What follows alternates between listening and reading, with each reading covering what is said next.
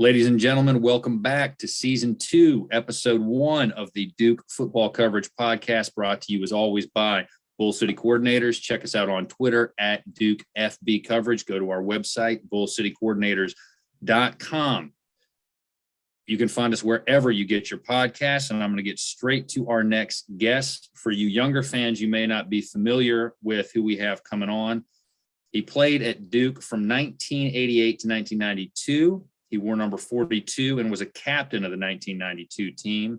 He had 4,032 total yards from scrimmage, 22 total touchdowns, and if I'm doing my math right, currently, as of the time that we are recording this, which is November 20 of 2022, third all-time in rushing yards, tied for seventh in rushing touchdowns, tied for sixth in single season touchdowns with 10, and 10th overall in receptions, fifth and sixth in single season rushing yards for the 1989 and 1992 seasons, fourth highest single game rushing yard total, 234 against Georgia Tech in 1989. For you younger fans, he was Mateo Durant before Mateo Durant was in Durham.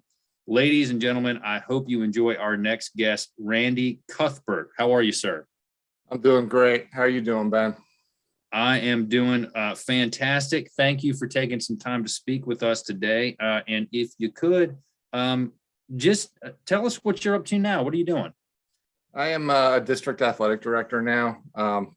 Basically, after I left Duke, I played a couple of years, and then, my undergrad was in engineering, but I did a lot of work when I was with the Steelers with kids and decided I wanted to go in that direction and kind of, I was fortunate that I had a lot of people that helped me along the way, and I kind of wanted to pay it forward and try to do the same for others. So I got a master's in education, taught high school math and coached football for 18 years.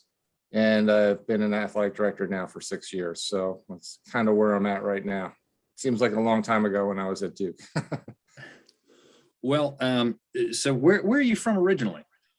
I grew up in Doylestown, Pennsylvania. So it's like Eastern PA. Now, after you finished your time in Durham and before you got to your current career, you played in the NFL some. Is that correct? Yeah, I played 2 seasons with the Steelers, and then I signed with the Panthers in their inaugural season. But I had the same knee problems come back that I had at Duke, that I had surgery, and they only do that surgery once. So it was kind of an easy decision that I was not going to be able to play anymore. Tell us a little bit about that. You mentioned your knee problems and what you had to go through for that. Tell us a little bit about what that entailed for you.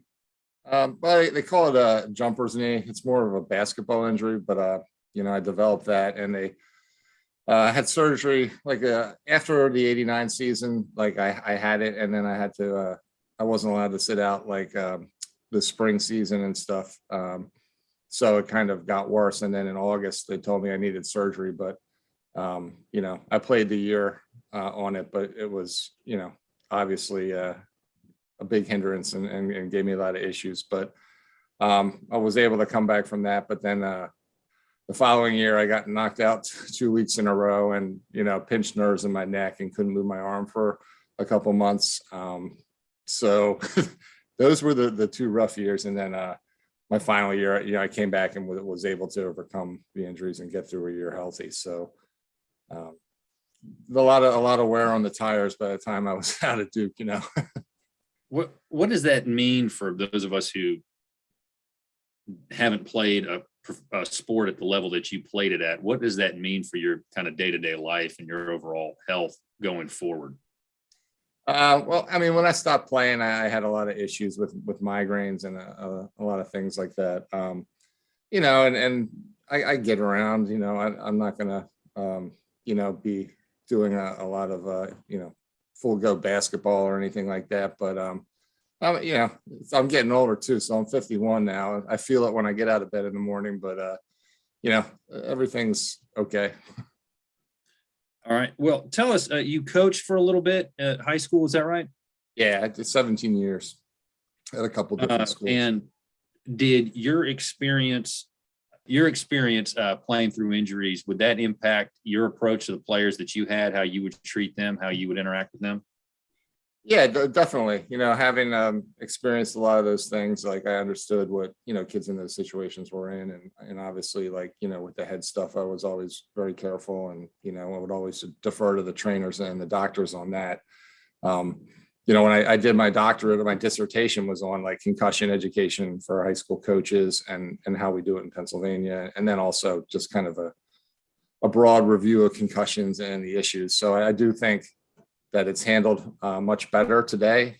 How much was known before, I don't know. But, I certainly had my share of concussions, unfortunately. But, it can have long-term impacts. But I definitely feel better with the return to play protocols that we have now, and, removing kids from competition if you suspect it, and getting the doctor clearance and then having to go through the protocol. I think it's much safer, like, especially if you get those back-to-back ones, the sudden impact syndrome can be severe. So if your issues from the first concussion haven't resolved and you get another one like that, I think that's really the thing you really got to watch for. And I think that's handled much better, these days than it was before, because people just didn't know. What was your process when you were coaching? How did you deal with that, with possible concussions for players?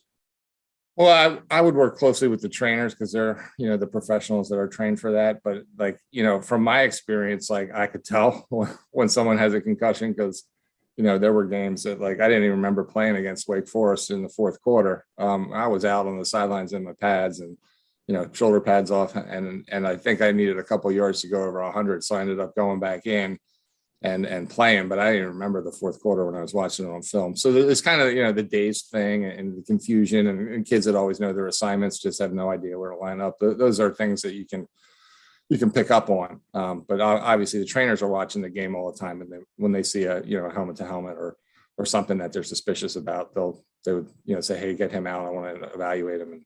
And we always were on top of that and wanted to do what was best for the player.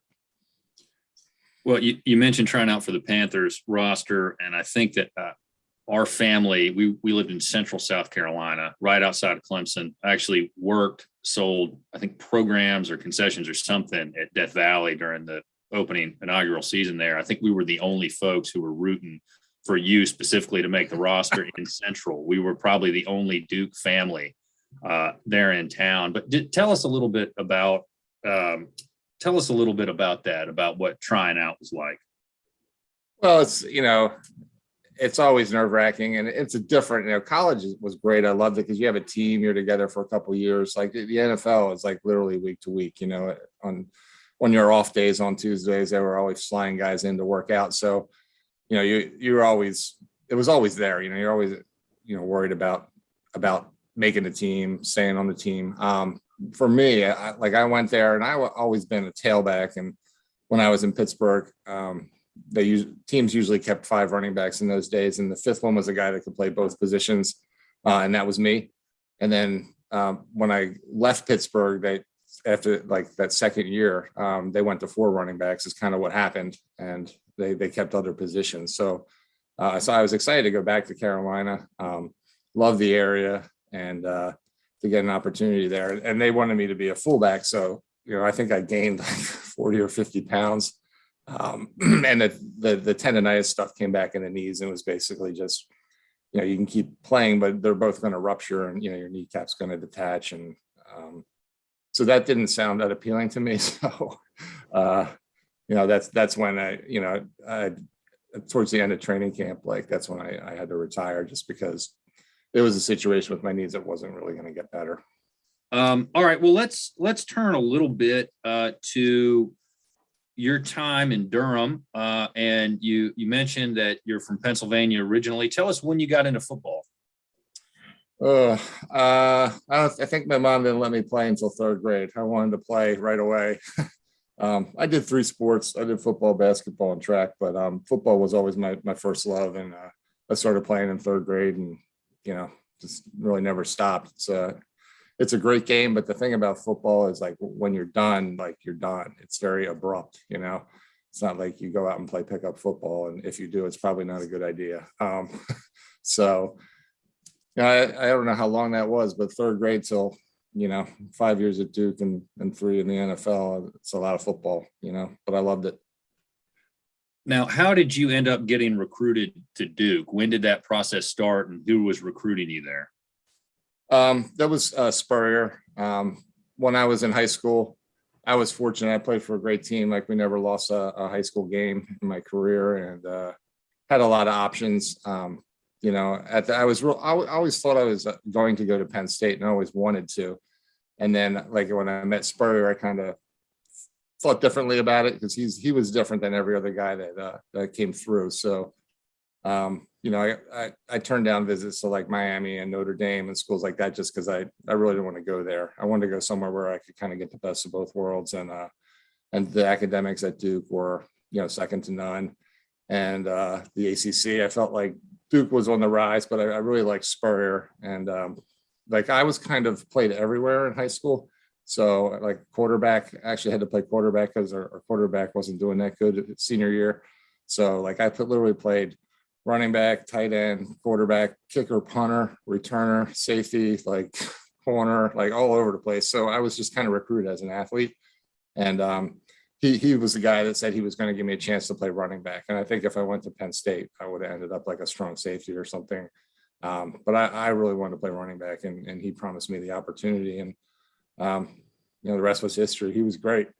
He was an awesome coach, and he's a big part of the reason why I went to Duke, other than it's just an awesome school and a great place. Your head coaches there were Spurrier and Barry Wilson. Is that right? Yeah, correct. Tell us a little bit about what Spurrier was like as a head coach, and then what Coach Wilson was like as a head coach. Spurrier was just different. Like, he wasn't a screamer, but he used a lot of, like, he had a real quick wit and sarcasm about him that was like, I really enjoyed it. And just the way he interacted with the players, and he was great. And Barry Wilson was different than Spurrier. He was more, had like a military background, and was more regimented. And Spurrier was a little, I don't know, looser. I don't know. He's just different. Like, you see him, like, he had handwritten playlists, back then, which nobody did. And he said he thought a lot of his plays he came up with on the golf course. Like, he played golf all the time, and he's just a totally different type of coach than I had. And in high school, I played for a great coach too, Mike Patton, and he was extremely regimented, and it was kind of like a military experience. But I enjoyed the contrast to the styles when I came to Duke with Spurrier. But I do feel like my background in high school, that really prepared me for success, because we worked extremely hard. We were team oriented. You had to be unselfish. And I think those are all traits that you need from your players if you're going to be successful. Now, 1988, if I recall correctly, you guys are playing North Carolina at home, and Coach Spurrier is banned from the team because of ACC discipline for criticizing the officials. Do I have that correct? That sounds right. Yeah, I think so. That was my freshman year. Now, I believe Coach Franks was calling the plays, who would later coach at Duke. And were you involved at all in Coach Spurrier's backdoor around his punishment to get plays from wherever he was watching the game to Coach Franks? I don't know anything about that, honestly. No, you brought it up. Like, it sounds somewhat familiar, but now, like, I don't know. I love Coach Franks too. He was an awesome running back coach. But yeah, I'm not sure what they did there. I don't know. I'm sure there's something. Spurrier was probably coming up with something, but I don't have any details on Okay, that. well, let's talk about the 1989 season, that magical season where I think you kind of came to life as a player and started getting a lot of touches, getting a lot of opportunities. Was it the Clemson game where that happened?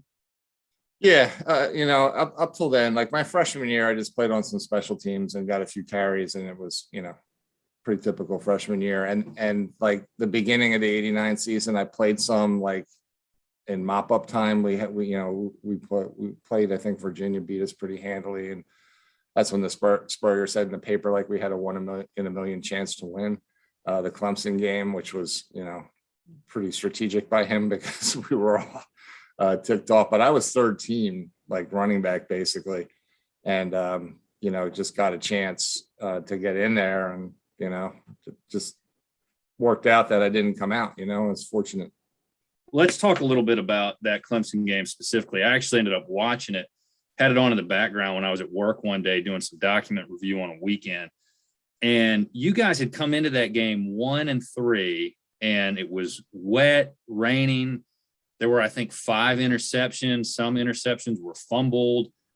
And then you guys got the ball back. It was just kind of an ugly game. What do you remember about it? Well, I just, we were in a tough spot coming in, and, Spurrier's quote about we have a 1 in a million chance to win. The players were motivated, but it's just so many different people stepped up. I mean, everyone knows about, Clarkson Hines and Chris Port and some of those guys, but there were a lot of guys that hadn't been doing a whole lot or playing a whole lot that came in and really contributed. I think if you're going to be successful, you have to believe or that you're going to win. And I think at Duke there was a lot of the here we go again mentality, especially when we lost a couple games early and we're sitting at 1-3, and some weird things happened. We threw some interceptions and then they fumbled them when they were running them back, and we got the ball back. And once we got the first touchdown in, it was just, there was a different feeling. It's hey, we're going to beat these guys.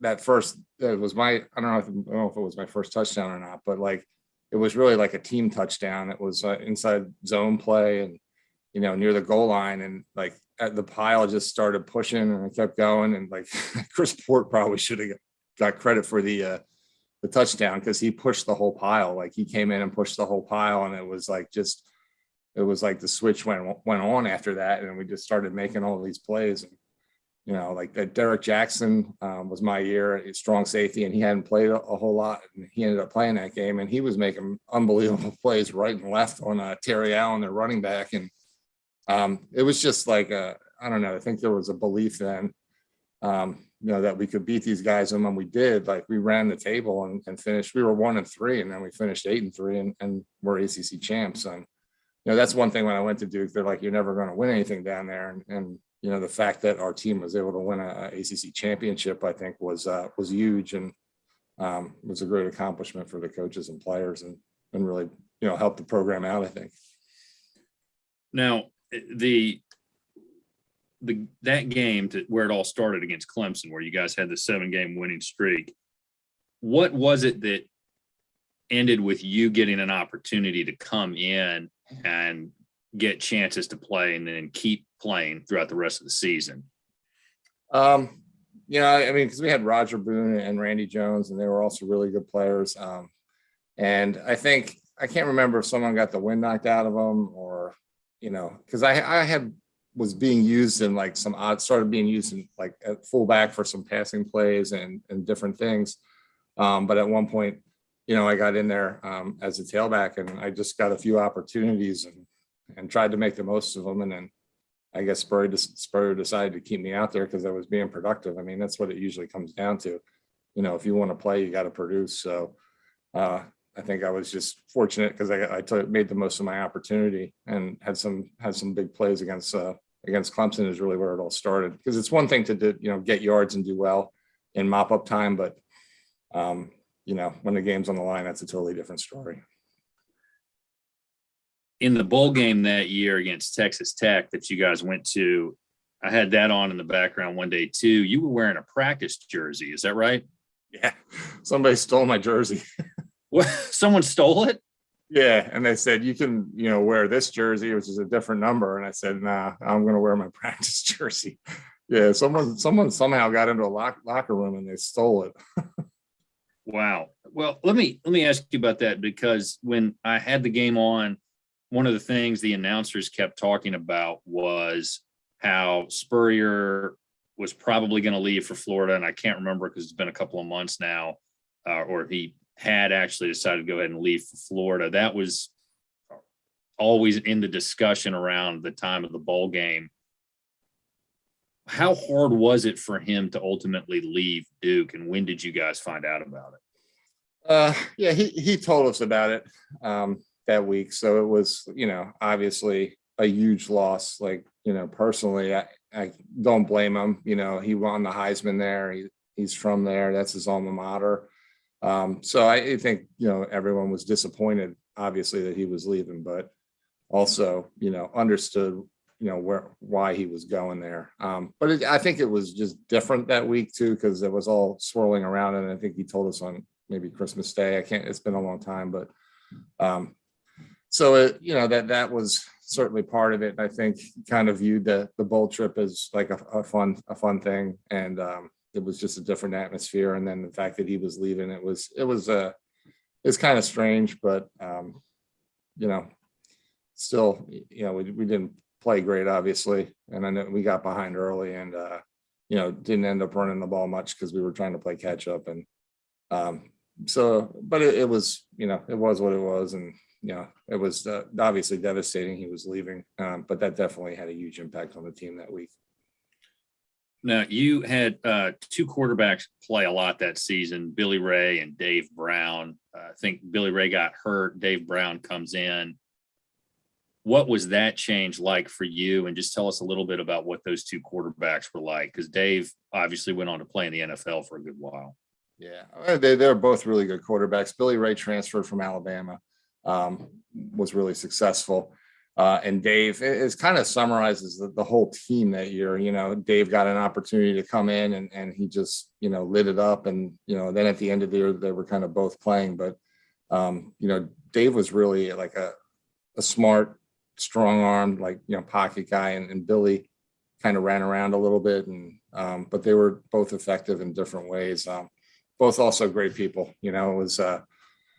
It's always tough when you have situations like that when someone was a starter and someone else comes in and does well or better, but the guys on the team, like that happened in several positions. And I think it speaks a lot to the type of players that we had, because we all wanted the team to do well. Everybody wants to play, but the bottom line is we want to win, and if you show that you're the best player, you're going to play. You also had a pretty good receiver in Clarkston Hines. How helpful was he in stretching defenses to give you lanes to run and operate in? Yeah, I think he's awesome. Like, he was an unbelievable player. And he, like, a lot of people don't know, like, he didn't have an ACL on one of his knees, and he just kind of learned to play with it. Like, I think he tore it and didn't know when he was younger, but it's amazing the stuff he was able to do. But yeah, I think that goes hand in hand. And obviously when you have a target like that, he's going to draw a lot of attention. But I think if you want to be good at all, you have to be able to run the ball. And if you can do that, then the complementary run pass stuff is so much better. And I think if you get in situations where you're down big, they're going to tee off on your quarterback and your O-line. And I don't know, when I was always coaching, being able to run the ball effectively, and there's a lot of ways to do it, a lot of different systems, but you got to be able to do it if you want to be good. I think if you're not going to run the ball well, you're going to be in a lot of trouble. Well, you were a pass catcher too, as we talked about coming in. Is that something that you always tried to have your running backs do, be multidimensional? Yeah, if you want to be an every down back, I think you got to do it all. You got to be able to run, you got to be able to catch, but most importantly, you got to be able to pick up the blitz. And a lot of times, if you don't have players that can do all three, you end up with a running back by committee. But I think obviously when you have personnel sets, you have tendencies to do certain things when certain backs are in the game. But I always try to get my guys to be able to do all three. There was a period a couple of years ago when I was coaching, I think I had 3 different 2,000-yard rushers in 4 years. And the year that we didn't have a 2,000-yard rusher, the other kid got 1,200 or something. But it's really I think the basis of any offensive scheme. You have to be able to effectively run the ball. It helps your defense, helps your pass game, especially when people start, bringing people down the box. You get more people down there, then things open up for the passing game. And if you have really good receivers, that puts them in a bind. The run pass stuff is difficult. So yeah, that was always a point of emphasis. When did you get out of coaching? About 4 years ago. Do you miss it? Yeah. Yeah. Oh yeah. I miss football. I deal with different stuff now, and I have a great job, but yeah, I miss football and coaching. It's like something that I would definitely like to get back into at some point. Well, let me ask a little bit about the coaching change process and what it was like for you and your team, because you stayed at Duke for several more years. Again, we're recording this before the season's over, but reports are leaking out now that Coach Cutcliffe may retire. This may be the end of his time at Duke. Could you, just for any players or parents of players and fans, to the extent the fans' thoughts on all this matter, but just walk us through what the coaching change process was like for you guys, and any advice that you would give to the current players at Duke about what to expect and what to deal with? Yeah, well, it's always a little uneasy when there's a change because you don't know, and obviously Cutcliffe, I'm sure, is very well liked and kind of like Spurrier was, and so it's always, if there is a change like that, there's a part of you that's upset, but at the same time, it's also a new opportunity. I stayed at Duke when Spurrier left. I thought about, or maybe going to Florida, but back then, I didn't want to sit out a whole year. And honestly, like, I love the guys on the team, and that was the most important thing to me. They're still going to be there. There are some positives when you have a coaching change too, because everyone starts with a clean slate. I mean, you always have to earn your position every year. But when you have a new group coming in, like, it's a new opportunity. Maybe guys that weren't playing as much, will get looked at. So there's pros and cons to it. It's part of the game. It happens, especially more at the college level. You do see changes like this. But it's a great school. And honestly, like, my players, when they were going to college, like, I always told them to make sure that they picked a place like where if they got hurt the first week they were there and couldn't play anymore, that they would still love it. And I think that's definitely the case at Duke. It's a great school. It's a great place. And that's not going to change. You're going to have a different coach. You're going to have new opportunities to prove yourself. And, there's also some excitement too when you get a new coach. So those are, it's mixed emotions for sure when you're in that scenario as a player. But I think that, your commitment is really to your teammates. It's all about the team, and you're there for a great education, which Duke is always going to provide. So that's what I would focus on. Those things aren't going to change. Just the coach is going to change. How has the Duke brand helped you throughout your post-Duke and post-professional football career?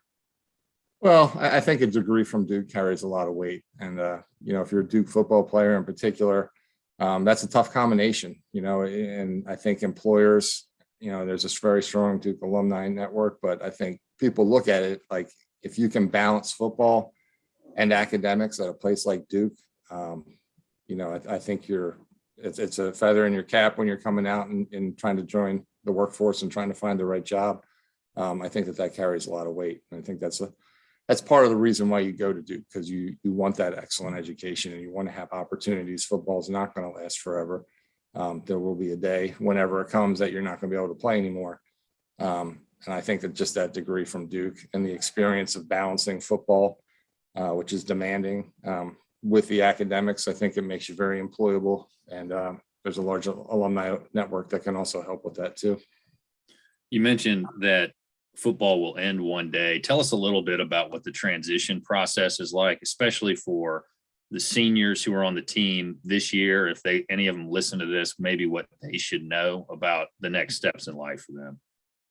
Well, I mean, it's the part that's hard is football. If you're playing at that level, it's always been a huge part of your identity for your entire life. And, it will continue to be so, to a degree, but obviously not the same. But the toughest thing about football is it's so abrupt. Like, when you're done, like, you're done. You're not going out on Sunday and playing pickup football. It's different. And for me, like, working with kids and coaching was the next best thing. Obviously playing is the best, but coaching and seeing it from the other side like that is is a great experience, because you kind of look back and then realize everything, your coaches did for you when you start doing it for other people. And that's rewarding. But I think if you're someone who goes to Duke, you kind of have a plan and you kind of know what you want to do. So I think the transition is probably not going to be as difficult for Duke guys as it would be for some other people. But it's a challenge, because you're used to, going out there on game day. There's nothing like that. Obviously the rest of the week when you retire, you might not miss Tuesday, Wednesday, Thursday as much, but it's game day on Saturday. You definitely are going to miss it. And it does make it more interesting when you watch too. If you've played for so long, you kind of watch games a little differently and maybe understand things at a little higher level than just some other people watching the game, because you've been through that. So I found that I really do enjoy coaching, and that helped with the transition. But also just watching, I'm just a football fan. Any football, I watch high school, college, pro. I mean, college to me is still the best. It's the most enjoyable.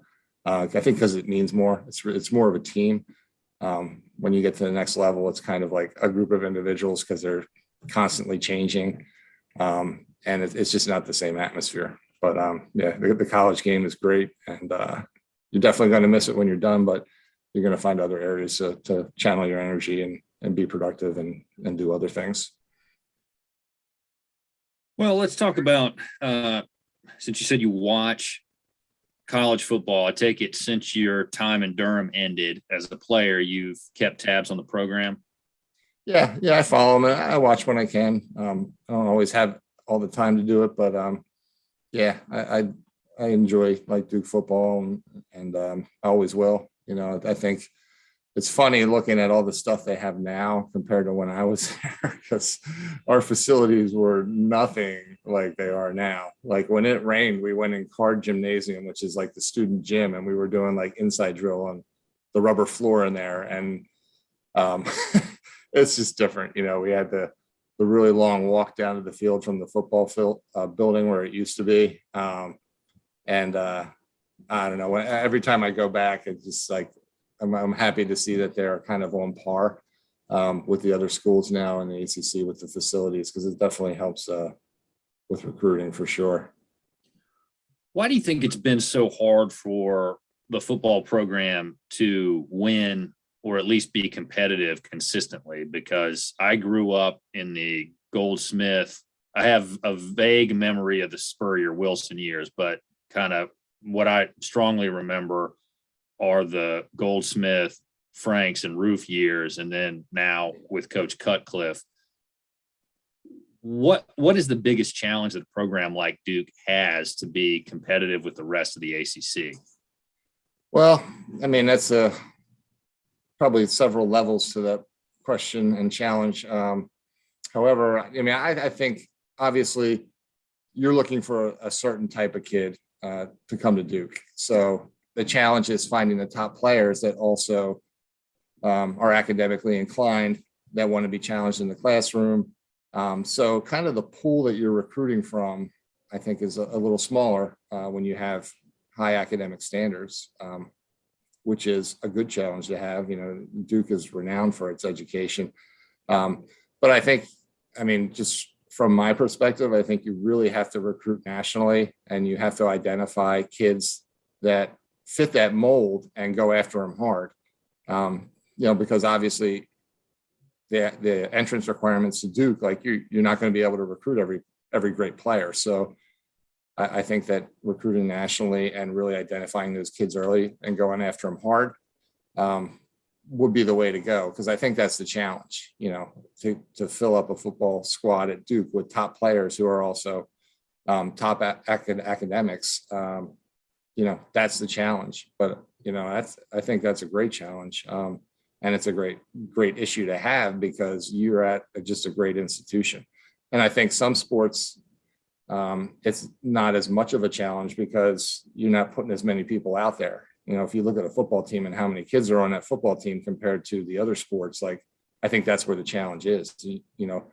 I think in the past, when they've been down, they've had problems where maybe they got some great players, but they don't have the depth, when people go down to match up with these other schools that are much deeper. So I think, that's how I would look at it if I were involved in that program. You got to find kids that can do both, and you got to really go after them hard, and you have to sell the benefits of Duke, the lifelong benefits that you get from attending this school, but you're also going to be playing top-notch football in a great conference, Power 5 conference. So I think that's been the issue. I remember when I was there and we had a coaching change, Butters had me in his office and was asking me all kinds of questions about things like that. How many of the kids on the roster are 1A players, and, things like that. And as a player, I don't know how much you want to be in that situation, but, just answering honestly, but I think that's the challenge. And I think that's the issue. But yeah, I also think that like losing is a problem too. I mean, obviously nobody wants to lose, but when you start losing regularly, it makes it harder to sell the athletic piece, So, winning and developing depth and getting the right type of kids and identifying them early, get those early commitments. I think that would be one way to maybe remedy that problem. And it's probably not rocket science. I'm sure that many people have said that,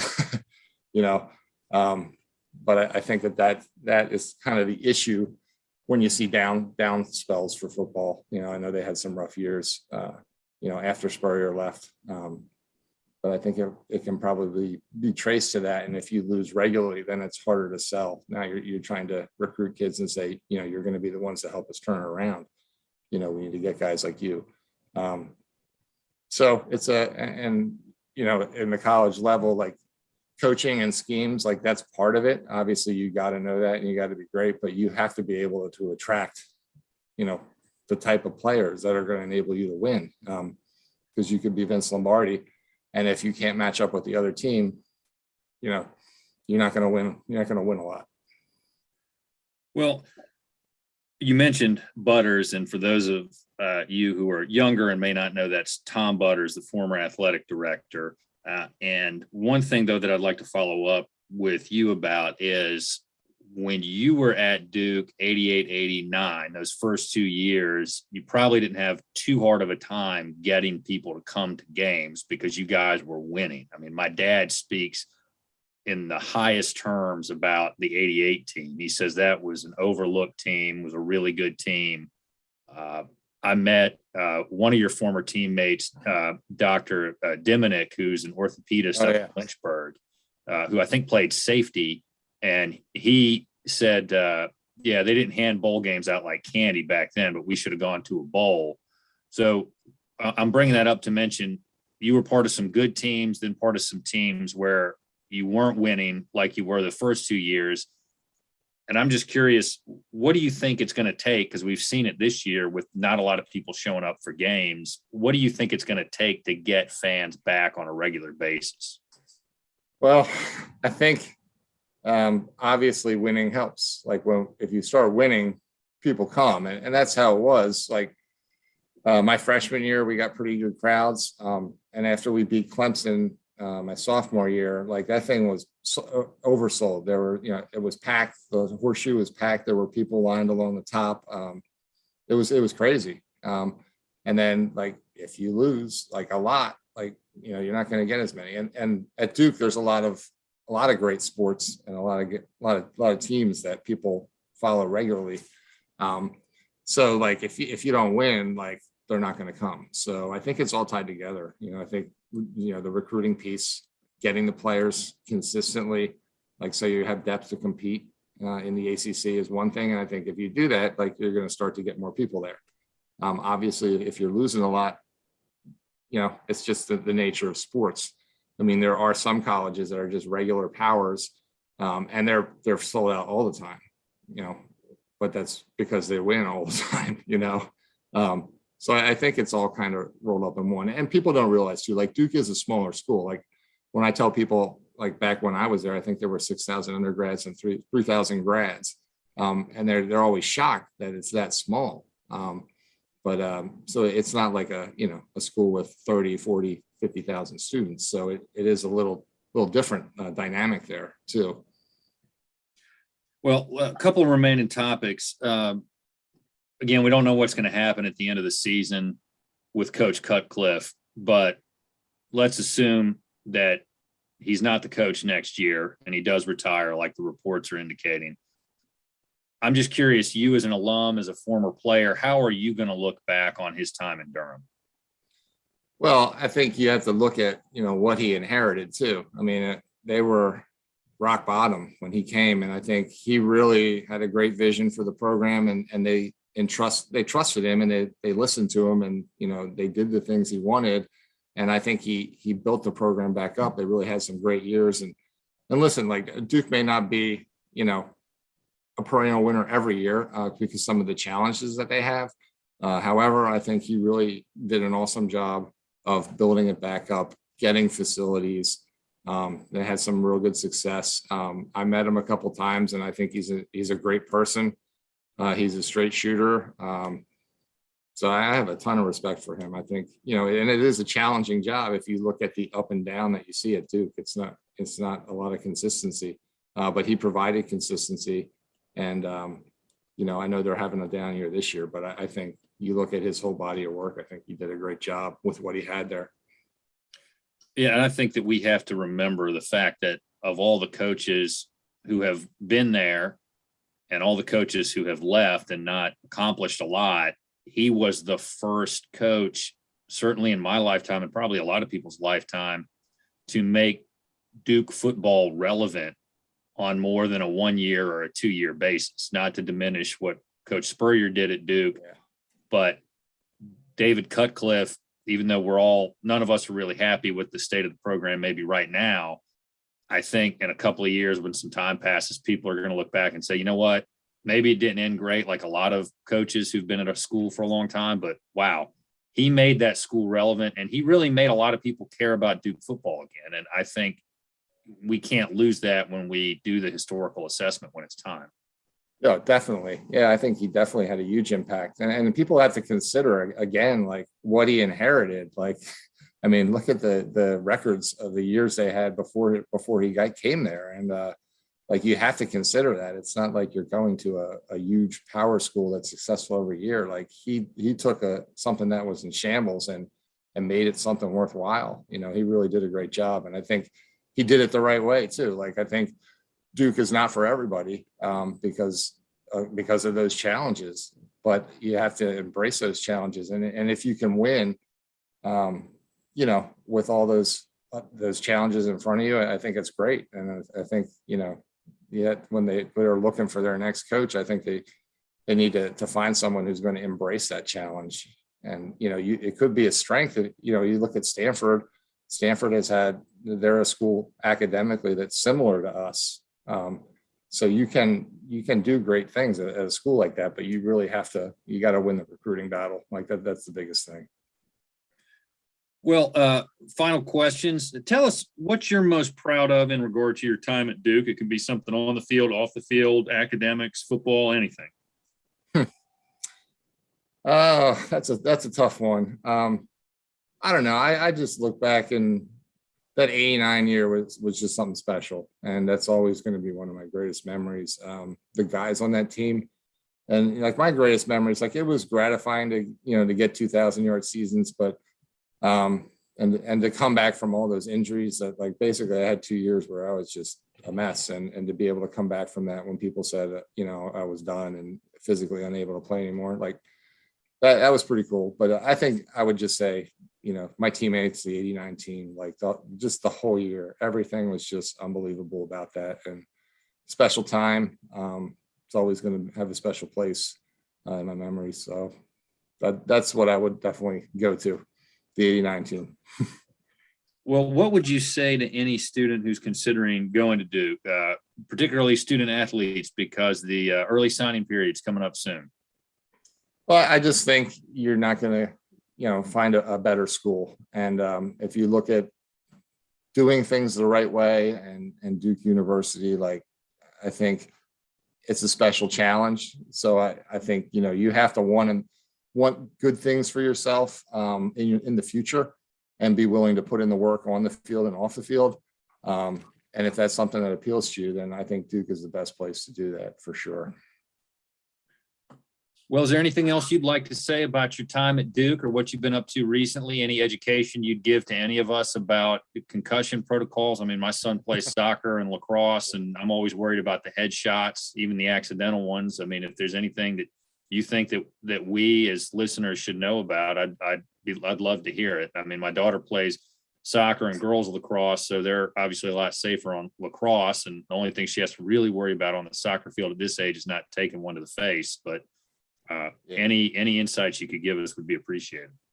I would just say, like, just be careful if you do have a concussion or you suspect one. Like, just make sure that you're well before you return to action. And there's kind of one of the issues with concussions is you can't, take a scan and say, oh yeah, you have a concussion. Like, you have to look at the symptoms. So like the athletes really have to be honest. And if they're still, symptomatic and they're still having problems, like, they shouldn't be doing anything but resting until they're, once you're asymptomatic, then you get cleared by a doctor, but then you're going to definitely need to go through the protocol and just realize that the return to play protocol, like, you have to complete that. And it's just like stages of increased physical activity to make sure symptoms don't return, because all concussions are different. Like, I had ones where, well, back then, you get them and you'd be practicing the next day, which is not what you want to do. But, when I was in the Steelers, I had one that had me out for,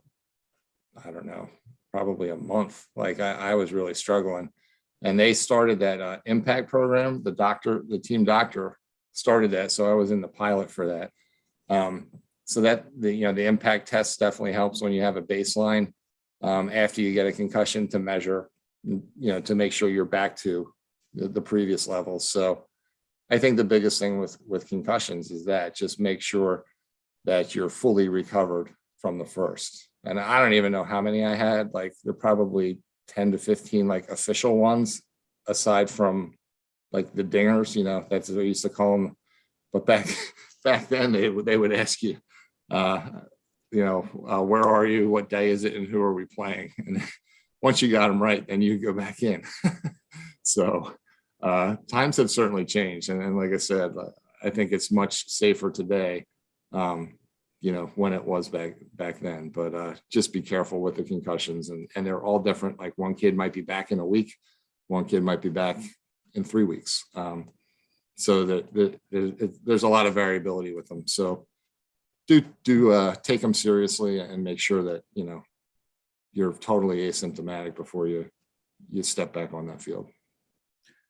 Well, I appreciate your time this morning. And for the guests, I hope you enjoyed listening to Randy Cuthbert as much as I enjoyed speaking with him. As we continue in the off season, we'll continue to do as many interviews as we possibly can. We've got a couple others lined up now and are working on getting several more to go. I appreciate everybody who follows us at bullcitycoordinators.com and listens to us wherever you get your podcasts. We're on Apple, Anchor, Spotify, Google, all kinds of places. And again, follow us on Twitter at Duke FB Coverage, and go to our website, bullcitycoordinators.com. Go Duke. All right, ladies and gentlemen, just kidding. We are not done. After we finished up, I realized, and I'm going to blame my dad for this, because I asked him if he had anything that he wanted me to ask Randy Cuthbert about. He did not mention anything specifically. So I will blame him for not reminding me to ask about this. But I cannot believe we got through an interview without asking about arguably the greatest moment in Duke football history, which was after you guys beat Clemson to get to 2-3 on the season. You beat Army, Maryland, Georgia Tech, Wake Forest, NC State, and then you roll into Kenan Memorial Stadium to take on the North Carolina Tar Heels. And if you win, you clinch a share of the ACC Championship that year, and we'll share it with UVA. So it's a big game. And I'm just going to ask you to tell us what happened in that game, how it went for you guys, and then what happened after the game, which is the moment that I boneheadedly forgot to ask you about. Yeah, that was just kind of the culmination of an amazing season. We were at 1-3 going into Clemson, and then when we pulled it off, kind of ran the table, and UNC was the last step, and to getting an ACC championship. So we were definitely ready for that game, and we're kind of firing on all cylinders. And we had a big day, and I think it was 41-0 was the final. Correct. And Spurrier wanted us all to take a picture in front of the scoreboard in classic Spurrier style. I remember Dave Colonna kicking an extra point, our tight end, at the end of that game too. So it was kind of a wild day. I had some extra motivation that week because one of their DBs was calling me all week, telling me what he was going to do to me. And or in the first half, I forget what it was, if it was a screen pass or something. I got totally in the open, and I saw him, and had all kinds of room to run around him. And I just kind of shook him and just totally lowered his shoulder and split his pants. And it was kind of a running joke after that. I think he picked up some new nicknames after that, but I didn't hear from him anymore after that. But so that was a wild game. That's a great memory. Really just a culmination of a lot of hard work and a lot of people stepping up and really playing well. Guys got hurt or other people came in, all season and got the job done. And, that was just kind of characteristic of that team. Whoever went in and got it done.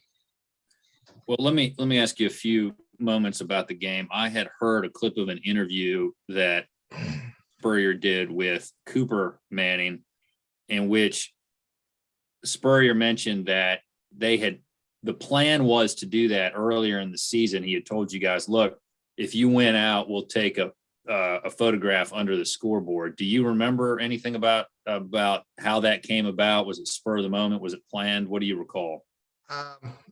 I think it was talked about earlier in the year, kind of as a motivation.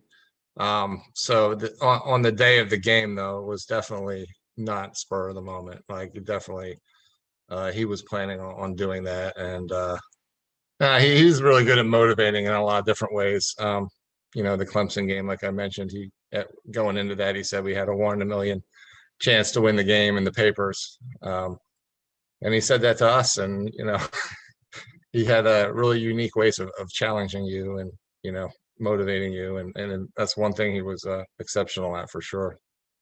Now, one thing he also said in that interview, and I do want to ask you another point about that Clemson team, because that was a good team that you guys beat. But he said about the North Carolina game, he wasn't doing it to rub it in the Tar Heels' face, which I'm not sure if I believe, because then he said they were 1-10 that year and really bad. There was no need to rub it in their face. Now, I don't know if that part's true, but I'm just wondering if that played into it at all, that it really was just the culmination of a magical season, or part of it was getting a dig at the rival, or maybe both are true. Yeah, I don't know. I don't want to speak for Spurrier, so I don't know, but I feel like he probably knew he was leaving too and going to be going to Florida. I mean, I don't think that was out yet, but I just look back at that game and all the stuff that happened, and you usually don't have your tight end kicking extra points at the end of the game. So it's kind of, I think there were some clues in there that may have been his kind of going out party. But that's just speculation. I don't want to talk for him, but I think that probably played into it. All right. And then on that Clemson team, Danny Ford was the head coach. They'd won a national title, I think maybe 8 years before that. And they were a physical kind of option-based team. What was it like to go into that game, come out of it at home with a win against a national program like Clemson? Yeah, I mean, they were excellent. I think the weather helped us, and we got some breaks, but beating a team like that is a huge confidence builder and kind of puts you on the map. And they had just beaten Florida State the week before in a top 10 matchup. And I think like the majority of their defense was drafted in the NFL. Like they were loaded, like they were really good. So I just think you have to, the part of winning is believing. And I think you need to have some things happen to really sink in. And I think everybody, realized after that, hey, if we can beat them, we can beat anybody on our schedule. And it just kind of catapulted us because like we were 1-3 at the time when we played Clemson, and no one would have believed we had a chance to win the ACC championship after that start. But I think that game just kind of crystallized things, and people in our room, which is the ones that count, really believed that, hey, we can win them all. We can beat everybody left on our schedule if we can beat Clemson. How important is belief to a team? Well, I think mentality is huge, because if you lose a bunch of games and you frequently have losing seasons, there's kind of like, here we go again attitude whenever something goes wrong. Whereas the opposite is if when you expect to win and bad things happen, it doesn't phase you. You just think that you're going to get it back and you're going to come back and you're going to win. So I think it's a huge part of it. The mental component of sports is, of course you have to be talented, but the mental component is huge. Anything else you want to say about the 89 season, the game against Carolina, or anything else about your time as a football player at Duke? Just, I don't know. I mean, the Carolina game was kind of just the cherry, on top of the sundae, or however you want to say it. It was just a great way to end things. And, it's just such an improbable year, when you start 1-3 to run the table and finish 8-3 and actually win the title, and beat Clemson along the way. So it was just a special time. And, that game just kind of, it was, I feel like it kind of put us on the map, because we showed we could actually win an ACC title, which people said you're never going to win a title if you go to Duke. So for me, that was, I've always been like motivated by proving people wrong. And, that was just kind of a big day, for the program and for everybody. Well, thank you for both of the calls that you did today. I appreciate you taking time to do the first one and then reconvene when I realized what a critical oversight I had made. And that was a great story that you were willing to come back and talk to us about. So, ladies and gentlemen, again, you know where to find us. You know where to listen to us. I hope you enjoy this interview as much as I did. And we will be back as soon as we can with more interviews, and just continue to follow us at BullCityCoordinators.com and on Twitter at Duke Football Coverage. Go Duke.